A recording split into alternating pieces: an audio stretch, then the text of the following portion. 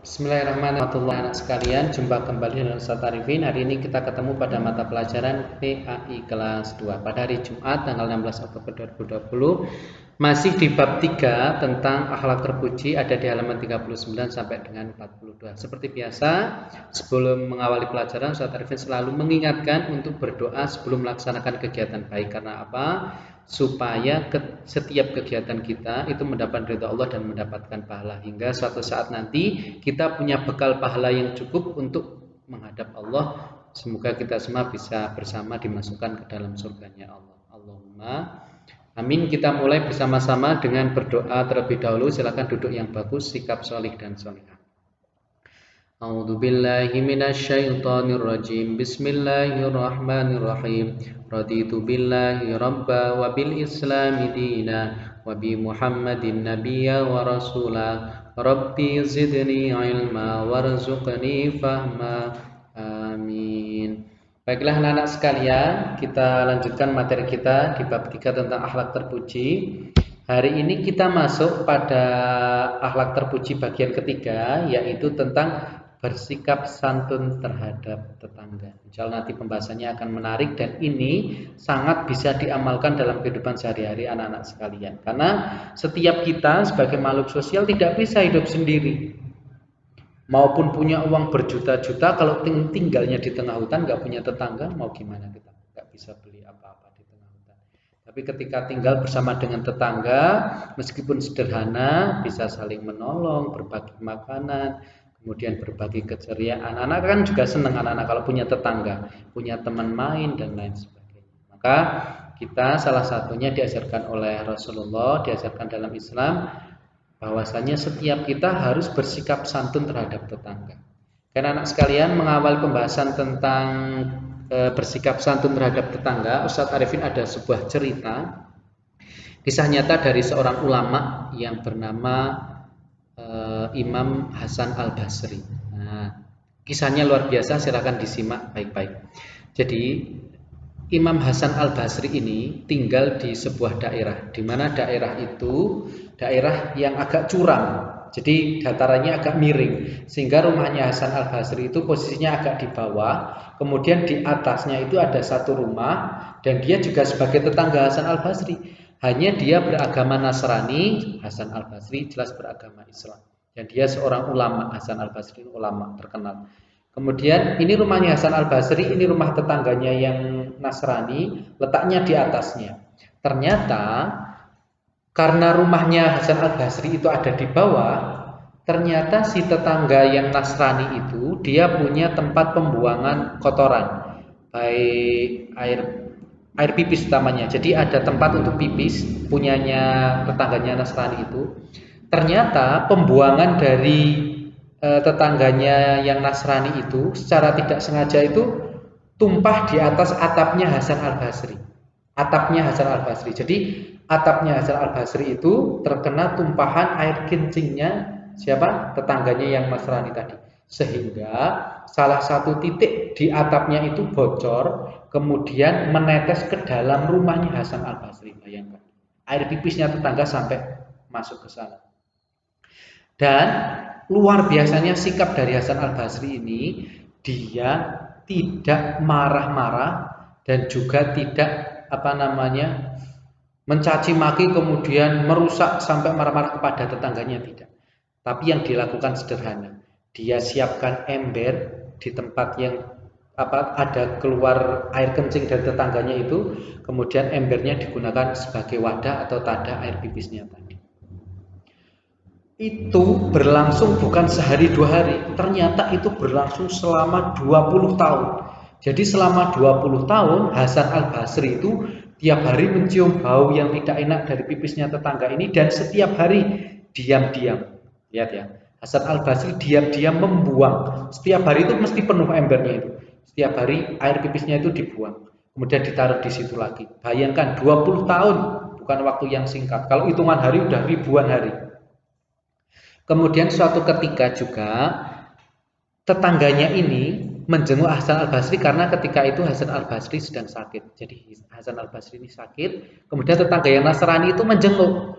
Ketika menjenguk, kemudian dilihatnya, kok ada bau tidak sedap. Kemudian ditanyakan sama Hasan Al-Basri, sungguhnya yang di pojok ada ember itu apa wahai Imam Hasan Al-Basri? Kemudian dijawab, itu adalah sisa pembuangan dari rumah yang ada di atas saya. Padahal rumahnya itu rumah tetangganya itu. Kemudian seketika itu tetangganya tanya, sejak kapan air yang pembuangan dari atas bisa masuk ke dalam rumah ini? Kurang lebih sudah 20 tahun. Bayangkan, seketika itu tetangganya itu langsung menangis, yang Kristen itu langsung memeluk Hasan Al-Basri, kemudian dia berkata, saya ingin masuk ke dalam Islam.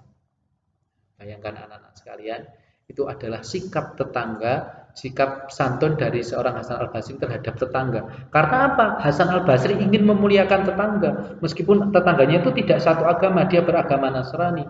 Tapi Rasulullah sangat menganjurkan untuk selalu berbuat baik terhadap tetangga. Nah, beberapa hal penting yang bisa didapatkan dari cerita tadi adalah satu, Hasan Al-Basri adalah orang yang mengamalkan sunnah Nabi, yaitu bersikap santun terhadap tetangga. Bisa dilihat dari kesabarannya, setiap hari, setiap malam diam-diam dia membuang kotorannya itu, kotoran air pipis itu.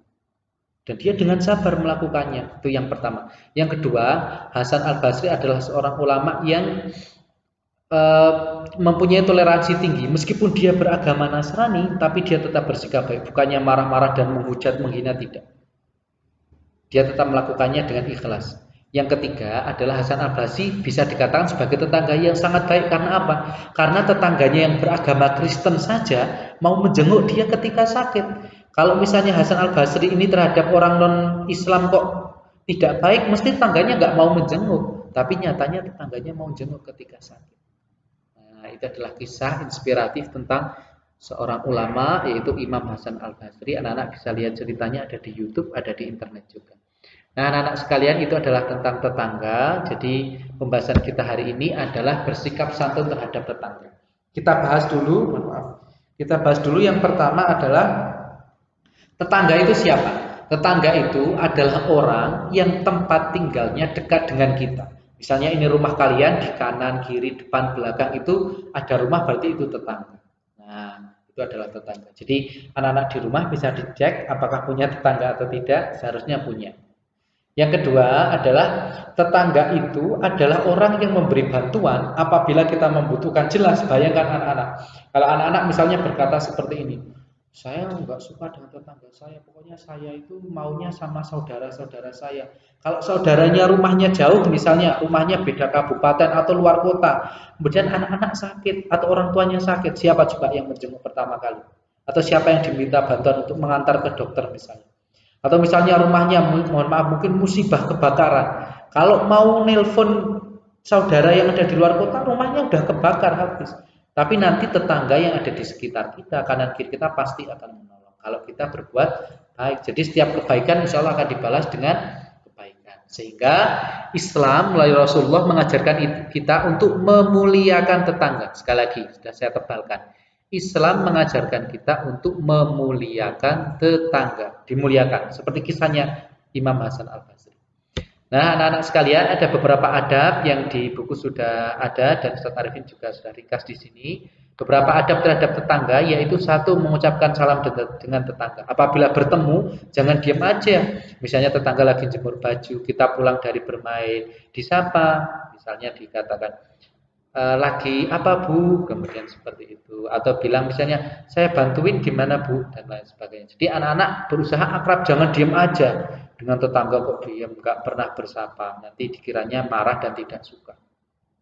Itu yang pertama. Yang kedua adalah membantu tetangga yang sedang kesulitan. Ketika tetangga ada kesulitan, kok kita bisa membantu, sekiranya bisa membantu, tolong dibantu. Karena kita nggak tahu suatu saat nanti kita pasti akan kesulitan dan kita akan minta bantuan tetangga. Jadi selama kita bisa membantu, bantulah. Suatu saat kalau kita perlu bantuan, kita tidak malu untuk minta bantuan. Bahkan tanpa minta pun tetangga pasti akan membantu kalau kita terbiasa membantu. Itu yang kedua, adab yang kedua. Yang ketiga adalah menjenguk tetangga ketika sakit seperti Hasan Al-Basri tadi. Anak-anak kalau tahu tetangganya misalnya masuk angin atau lagi jatuh misalnya dari sepeda motor atau misalnya sakit apa, usahakan untuk menjenguk. Jadi menjenguk orang yang sakit itu sudah merupakan kebaikan, ditambah ternyata itu adalah tetangga dekat, maka menjadi wajib untuk menjenguknya. Nah, karena tetangga adalah orang terdekat kita. Dan kita disunahkan untuk memuliakan, salatnya menjenguk ketika sakit. Yang keempat adalah tidak menceritakan kejelekan tetangga. Nah, anak-anak sekalian, jangan sampai misalnya tetangga kita punya sikap buruk kok kita beber-beberkan ke tetangga yang lain. Itu namanya adalah menghibah. Ghibah itu sama dengan memakan bangkai saudara, makan bangkai saudara. Tidak mau kan kita seperti itu, jorok sekali. Jadi usahakan kalau ada kejelekan itu jangan dibicarakan. Wong kita aja mesti punya kejelekan. Kalau kita merasa tidak punya kejelekan, nggak mungkin. Allah aja menutupi aib kita atas kejelekan kita. Kalau ada tetangga berbuat jelek, tidak usah dibicarakan. Nanti insya Allah kalau sudah waktunya membaik, Allah sendiri yang akan menyadarkan. Yang kelima adalah saling berbagi dengan tetangga. Nah, ini sangat penting anak-anak kalau punya rezeki, baik makanan atau barang atau misalnya punya rezeki uang, kok anak-anak pengen berbagi, yang harus dibagi dulu itu adalah tetangga. Karena tetangga yang dekat dengan kita dan pasti kalau kita butuh bantuan siap sedia untuk menolong.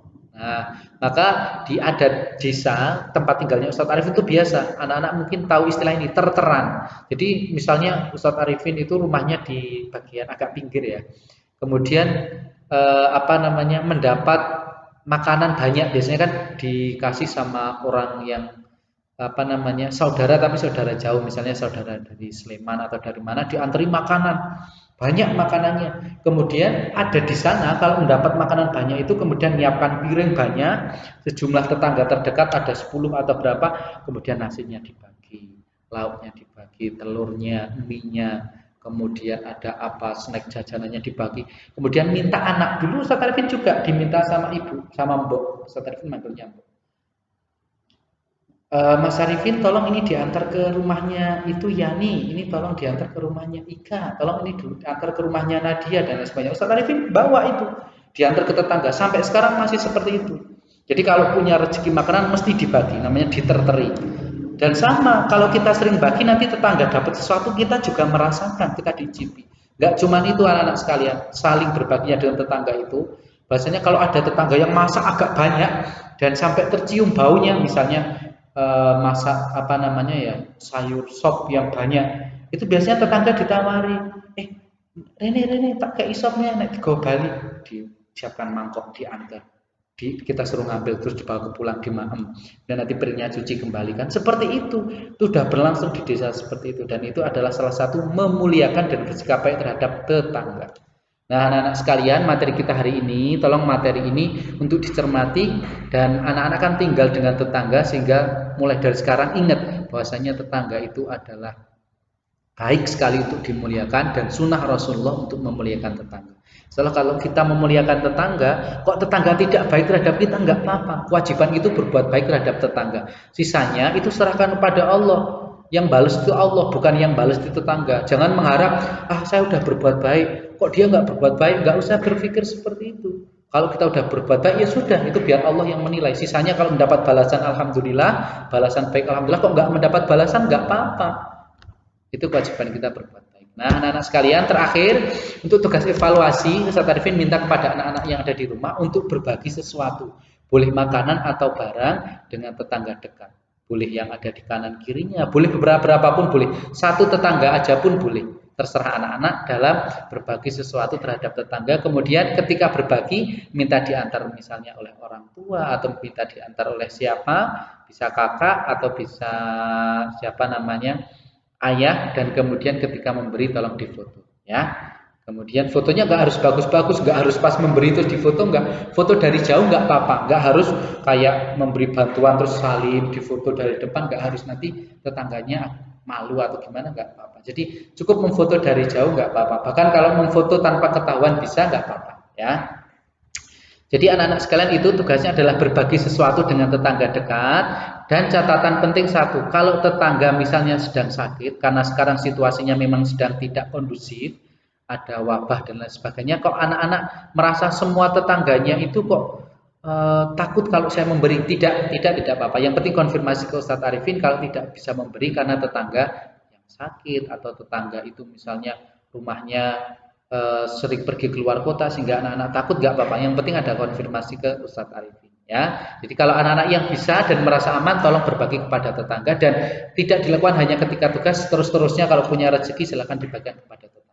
Oke, pertemuan kita hari ini cukup sampai sekian. Terima kasih telah menyimak. Kita akhiri bersama dengan membaca doa penutup setelah belajar. Bismillahirrahmanirrahim. Allahumma arinal haqqa haqqa warzuqna tiba'a wa arinal batila batila warzuqna ijtinaba. Amin. Assalamualaikum warahmatullahi wabarakatuh.